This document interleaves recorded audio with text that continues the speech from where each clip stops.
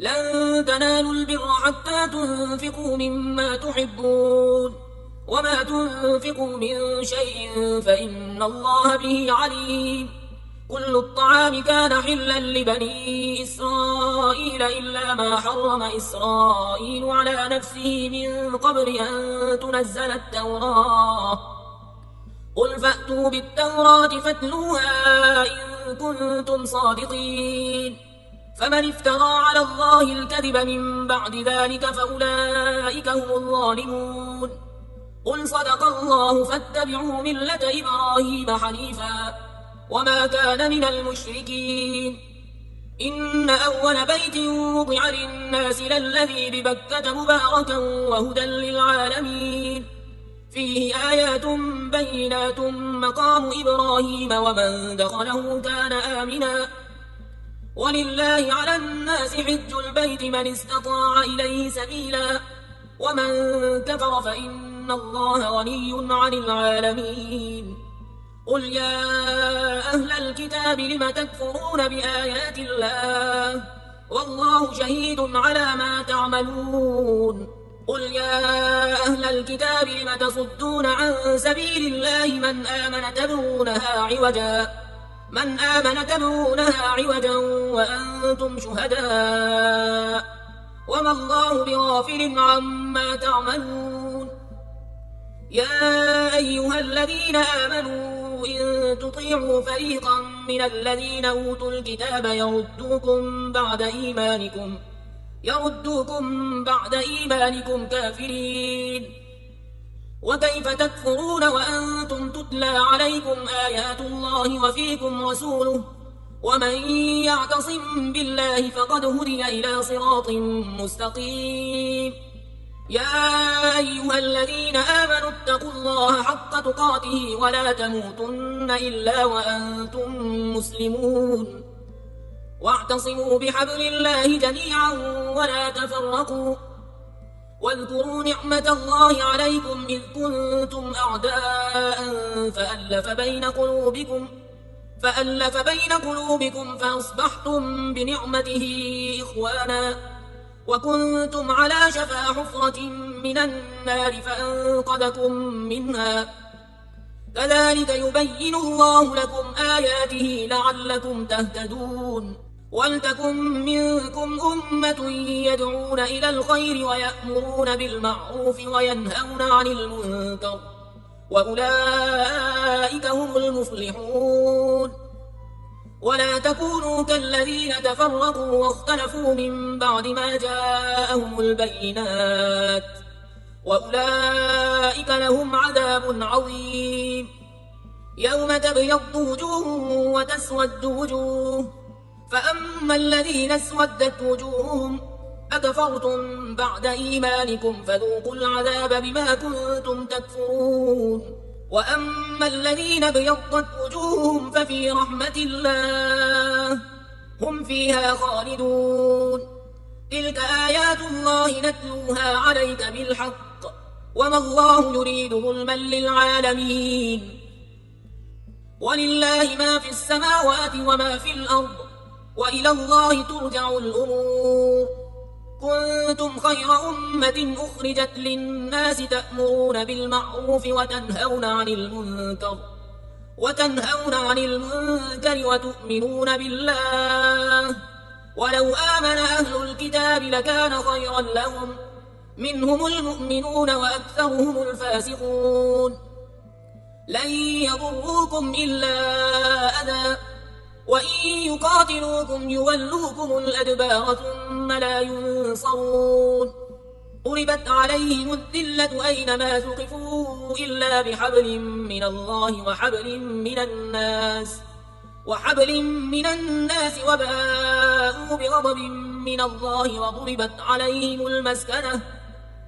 ذلك بأنهم كانوا يكفرون بآيات الله ويقتلون الأنبياء بغير حق ذلك بما عصوا وكانوا يعتدون. ليسوا سواء من أهل الكتاب أمة قائمة يتلون آيات الله آناء الليل وهم يسجدون يؤمنون بالله واليوم الآخر ويأمرون بالمعروف وينهون عن المنكر ويسارعون في الخيرات وأولئك من الصالحين وما يفعلوا من خير فلن يكفروه والله عليم بالمتقين إن الذين كفروا لن تغني عنهم أموالهم ولا أولادهم من الله شيئا وأولئك أصحاب النار هم فيها خالدون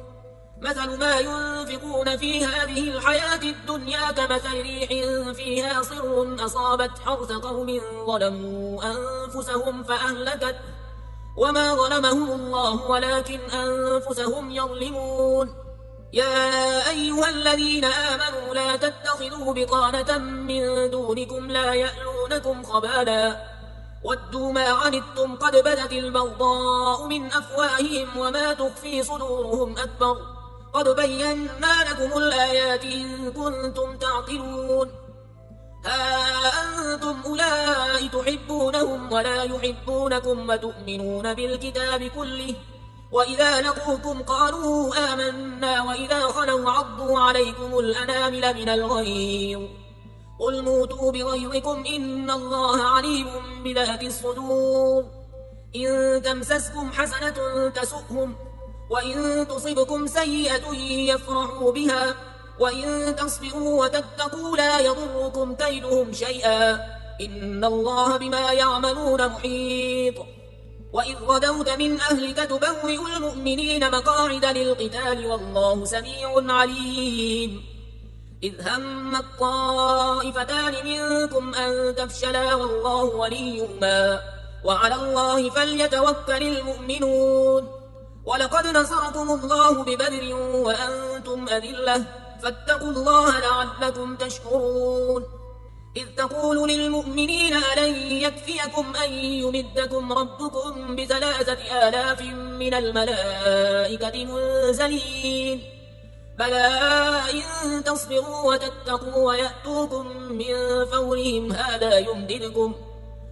يمددكم ربكم ب5,000 من الملائكة مسومين وما جعله الله إلا بشرى لكم ولتطمئن قلوبكم به وما النصر إلا من عند الله العزيز الحكيم ليقطع طرفا من الذين كفروا أو يكبتهم فينقلبوا خائبين ليس لك من الأمر شيء أو يتوب عليهم أو يعذبهم فإنهم ظالمون ولله ما في السماوات وما في الأرض يغفر لمن يشاء ويعذب من يشاء والله غفور رحيم يا أيها الذين آمنوا لا تأكلوا الربا أضعافا مضاعفة واتقوا الله لعلكم تفلحون واتقوا النار التي أعدت للكافرين وأطيعوا الله والرسول لعلكم ترحمون وسارعوا إلى مغفرة من ربكم وجنة عرضها السماوات والأرض أعدت للمتقين الذين ينفقون في السراء والضراء والكاظمين الغيظ والعافين عن الناس والله يحب المحسنين والذين إذا فعلوا فاحشة أو ظلموا أنفسهم ذكروا الله فاستغفروا لذنوبهم ومن يغفر الذنوب إلا الله ولم يصروا على ما فعلوا وهم يعلمون أولئك جزاؤهم مغفرة من ربهم وجنات تجري من تحتها الأنهار خالدين فيها ونعم أجر العاملين قد خلت من قبلكم سنن فسيروا في الأرض فانظروا كيف كان عاقبة المكذبين هذا بيان للناس وهدى وموعظة للمتقين ولا تهنوا ولا تحزنوا وأنتم الأعلون إن كنتم مؤمنين إن يمسسكم قرح فقد مس القوم قرح مثله وتلك الأيام نداولها بين الناس وليعلم الله الذين آمنوا ويتخذ منكم شهداء والله لا يحب الظالمين وليمحص الله الذين آمنوا ويمحق الكافرين. أم حسبتم أن تدخلوا الجنة ولما يعلم الله الذين جاهدوا منكم ويعلم الصابرين ولقد كنتم تمنون الموت من قبل أن تلقوه فقد رأيتموه وأنتم تنظرون وما محمد إلا رسول قد خلت من قبله الرسل أفإن مات أو قتل انقلبتم على أعقابكم ومن ينقلب على عقبيه فلن يضر الله شيئا وسيجزي الله الشاكرين. وما كان لنفس أن تموت إلا بإذن الله كتابا مؤجلا ومن يرد ثواب الدنيا نؤته منها ومن يرد ثواب الآخرة نؤته منها وسنجزي الشاكرين. وكأي من نبي قاتل معه ربيون كثير فما وهنوا لما أصابهم في سبيل الله وما ضعفوا وما استكانوا والله يحب الصابرين. وما كان قولهم إلا أن قالوا ربنا اغفر لنا ذنوبنا وإسرافنا في أمرنا وثبت أقدامنا وانصرنا على القوم الكافرين. فآتاهم الله ثواب الدنيا وحسن ثواب الآخرة والله يحب المحسنين. يا أيها الذين آمنوا إن تطيعوا الذين كفروا يردوكم على أعقابكم فتنقلبوا خاسرين بل الله مولاكم وهو خير الناصرين. سنلقي في قلوب الذين كفروا الرعب بما أشركوا بالله ما لم ينزل به سلطانا ومأواهم النار وبئس مثوى الظالمين. ولقد صدقكم الله وعده إذ تحسونهم بإذنه حتى إذا فشلتم وتنازعتم في الأمر وعصيتم من بعد ما أراكم ما تحبون منكم من يريد الدنيا ومنكم من يريد الآخرة ثم صرفكم عنهم ليبتليكم ولقد عفا عنكم والله ذو فضل على المؤمنين إذ تصعدون ولا تلوون على أحد والرسول يدعوكم في أخراكم فأثابكم غما بغم لكي لا تحزنوا على ما فاتكم ولا ما أصابكم والله خبير بما تعملون. ثم أنزل عليكم من بعد الغم أمنة نعاسا يغشى طائفة منكم وطائفة قد أهمتهم أنفسهم يظنون بالله غير الحق ظن الجاهلية يقولون هل لنا من الأمر من شيء قل إن الأمر كله لله يخفون في أنفسهم ما لا يبدون لك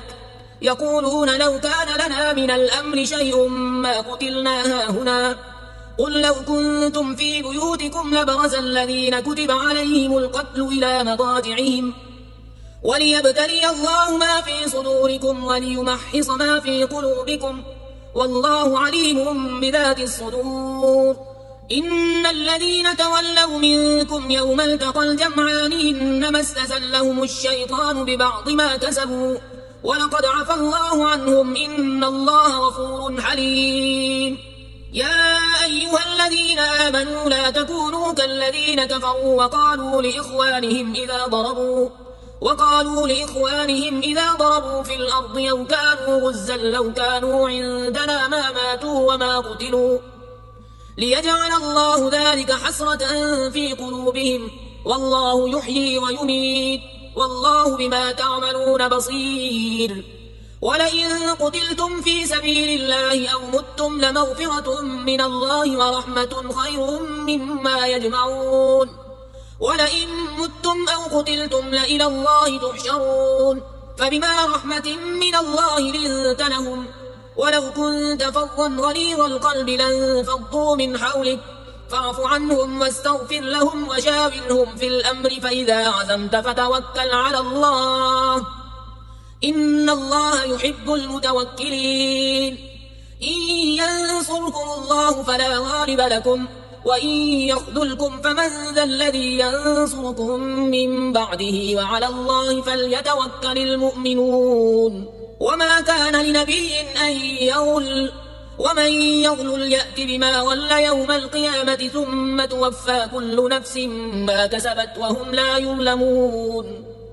أفمن اتبع رضوان الله كمن باء بسخط من الله ومأواه جهنم وبئس المصير هم درجات عند الله والله بصير بما يعملون لقد من الله على المؤمنين إذ بعث فيهم رسولا من أنفسهم يتلو عليهم آياته ويزكيهم ويعلمهم الكتاب والحكمة وإن كانوا من قبل لفي ضلال مبين أولما أصابتكم مصيبة قد أصبتم مثليها قلتم أن هذا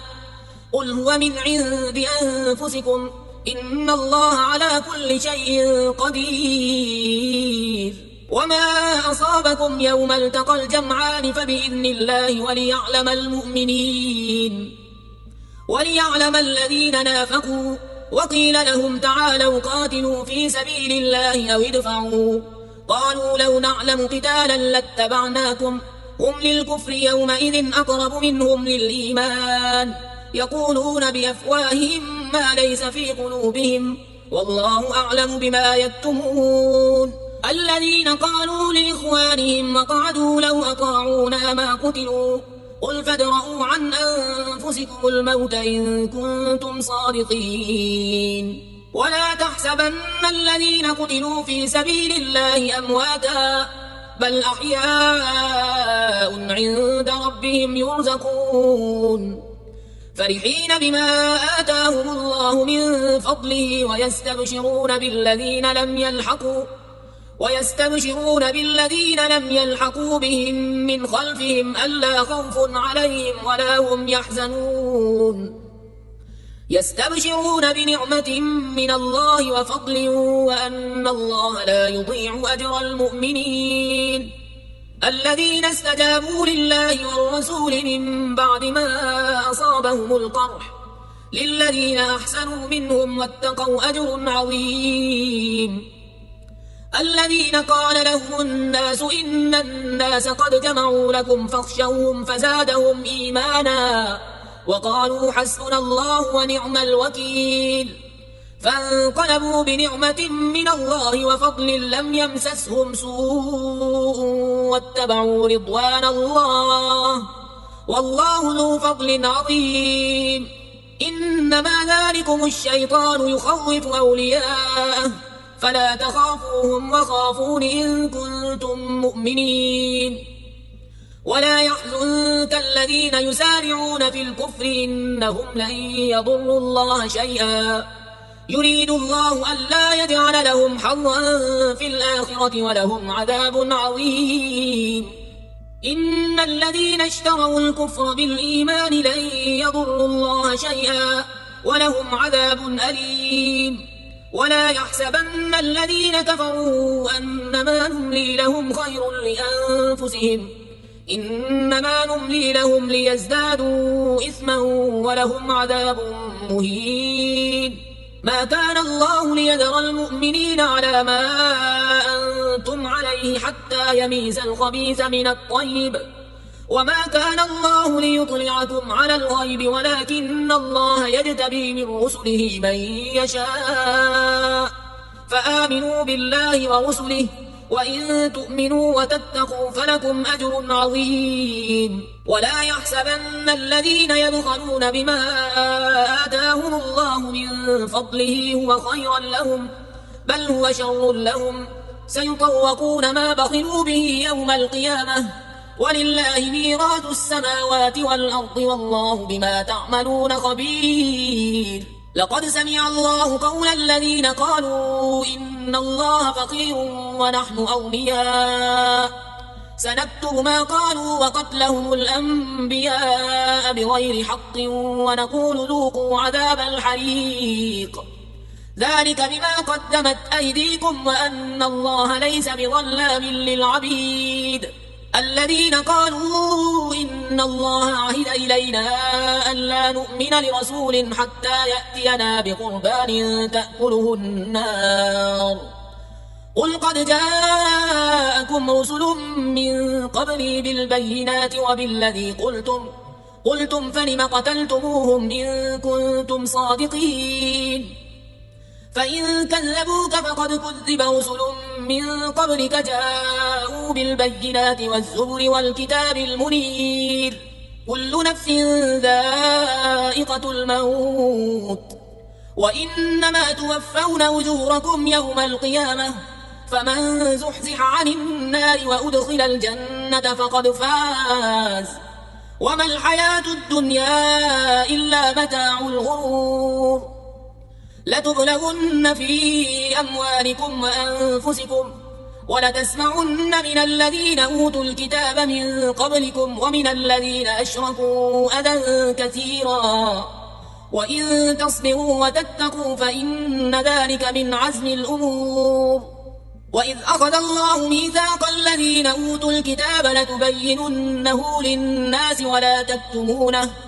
فنبذوه وراء ظهورهم واشتروا به ثمنا قليلا فبئس ما يشترون لا تحسبن الذين يفرحون بما أتوا ويحبون أن يحمدوا بما لم يفعلوا فلا تحسبنهم بمفازة من العذاب ولهم عذاب أليم ولله ملك السماوات والأرض والله على كل شيء قدير إن في خلق السماوات والأرض واختلاف الليل والنهار لآيات لأولي الألباب الذين يذكرون الله قياما وقعودا وعلى جنوبهم ويتفكرون في خلق السماوات والأرض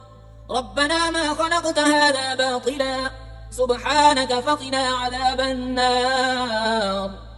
ربنا إنك من تدخل النار فقد أخزيته وما للظالمين من أنصار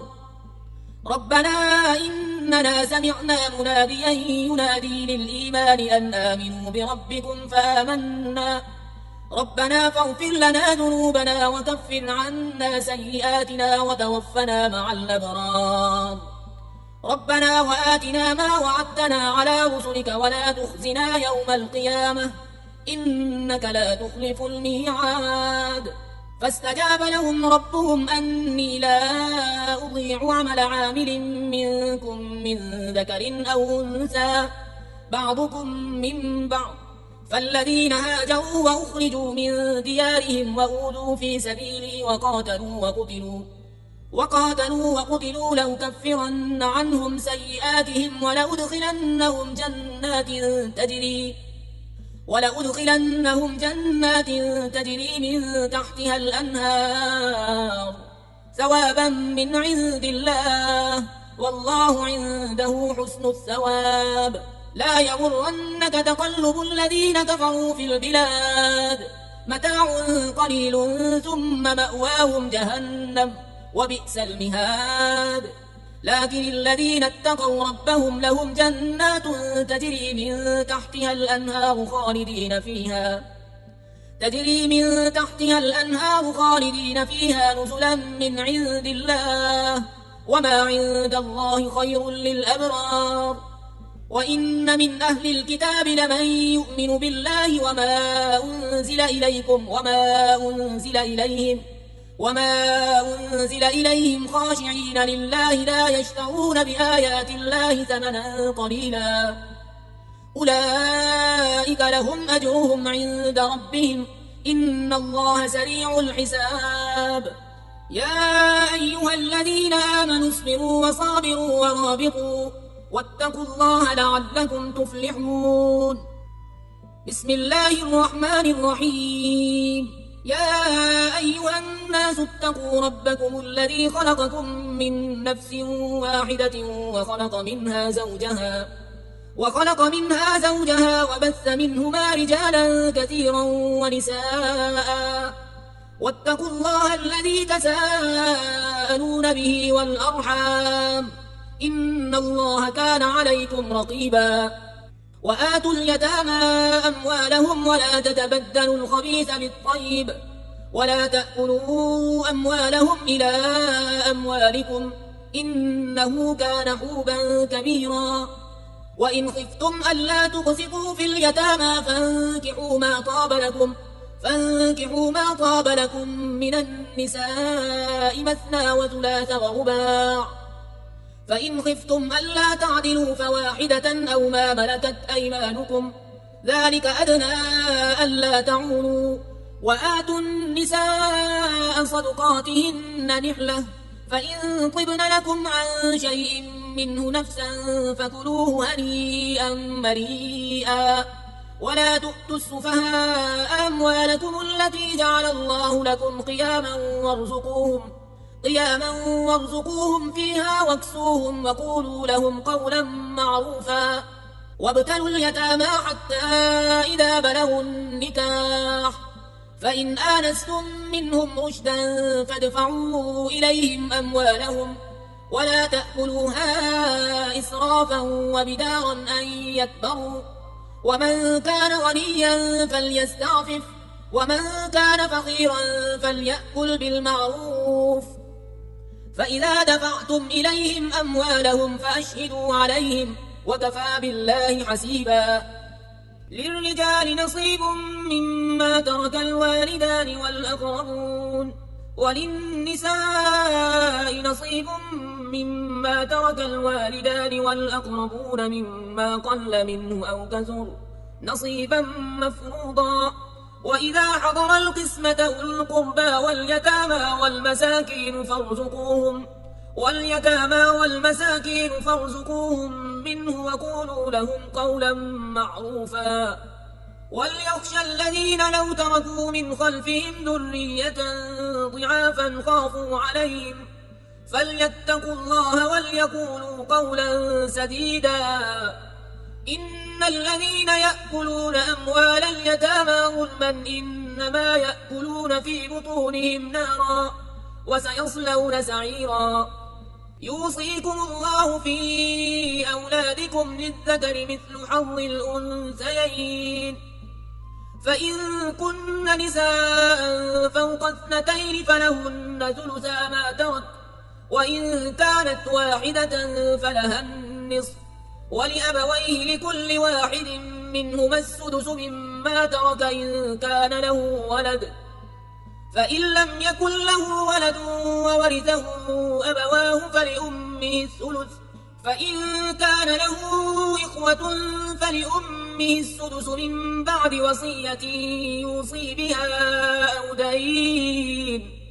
آباؤكم وأبناؤكم لا تدرون أيهم أقرب لكم نفعا فريضة من الله، إن الله كان عليما حكيما. ولكم نصف ما ترك أزواجكم إن لم يكن لهن ولد، فإن كان لهن ولد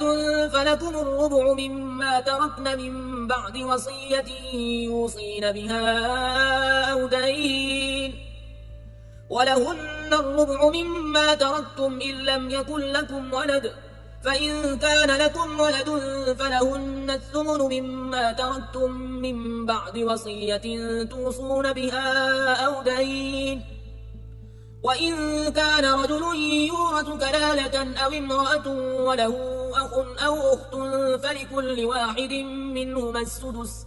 فإن كانوا أكثر من ذلك فهم شركاء في الثلث من بعد وصية يوصى بها أو دين غير مضار، وصية من الله والله عليم حليم. تلك حدود الله، ومن يطع الله ورسوله يدخله جنات تجري من تحتها الأنهار خالدين فيها وذلك الفوز العظيم.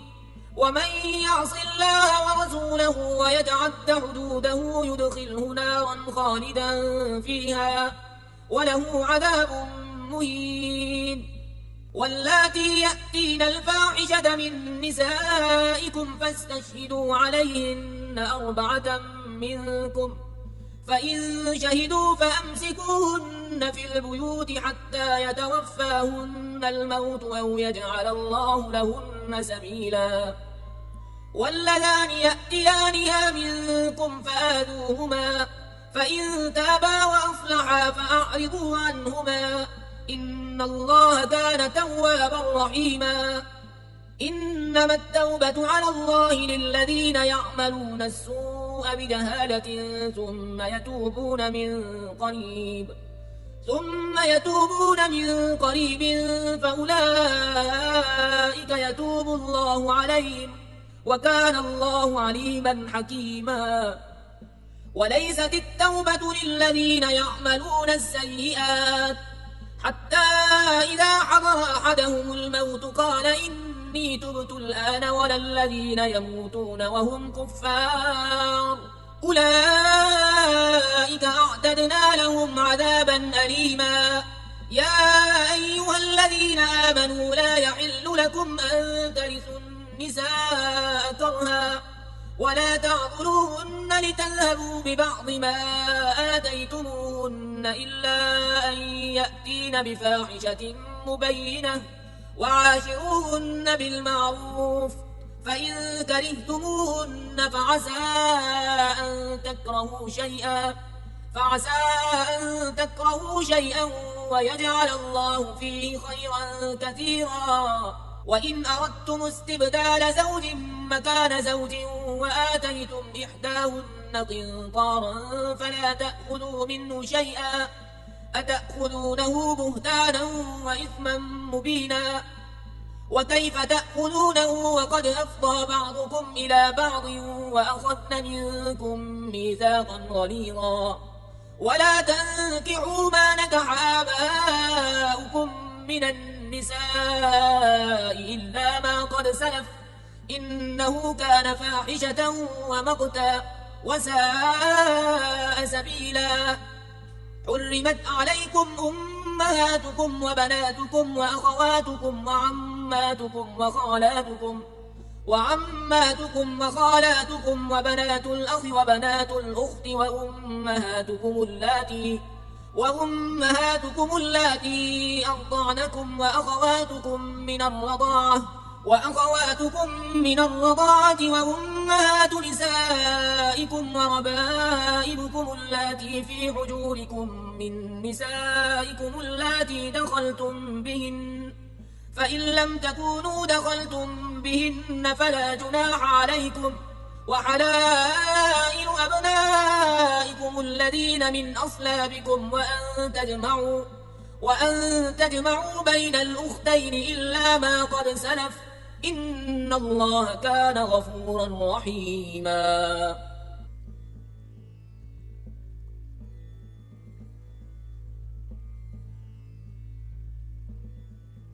لا إله إلا الله محمد رسول الله. لا إله إلا الله محمد رسول الله. لا إله إلا الله محمد رسول الله. لا إله إلا الله محمد رسول الله.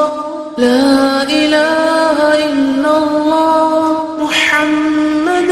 رسول الله. لا إله إلا الله محمد رسول الله. لا